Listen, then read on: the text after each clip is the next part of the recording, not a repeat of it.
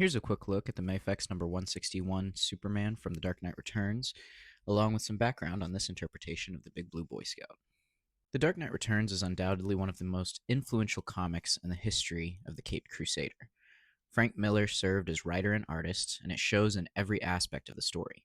While his then wife, colorist Lynn Varley, and inker Klaus Janson certainly left their mark on the book, it is definitely a Frank Miller story through and through. We see it in the overall design of the characters. Superman as well as Batman have this larger than life giant stature to them, and their physicality is something that couldn't be seen in a normal human being.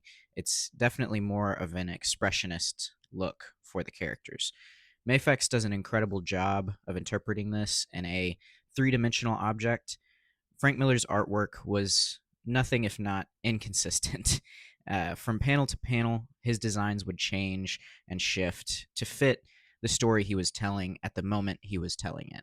But Mafex manages to create something that not only looks appealing in its design, but also perfectly emulates multiple panels of a character that looks different from shot to shot. It would be impossible to cover everything The Dark Knight Returns was responsible for, and all of the themes and concepts the story touches on. But I'd like to focus in on Superman's influence on the book, and the impact that the book had on his public perception at the time and even now through to today. The Dark Knight Returns was published in 1986, during a time when the Cold War was still at the forefront of the minds of comic readers and writers alike.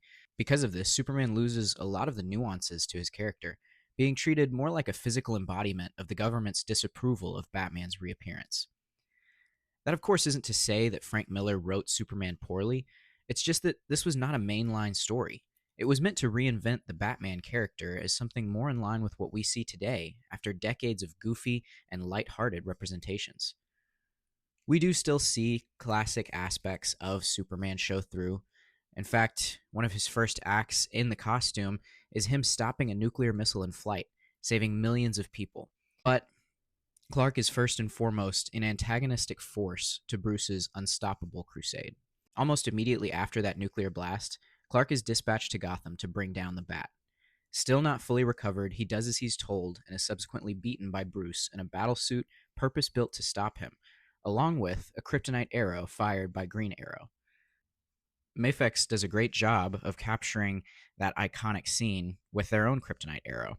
In fact, you can remove the tip and attach it to a designated fist hand that comes with the Mafex Superman so that you can do that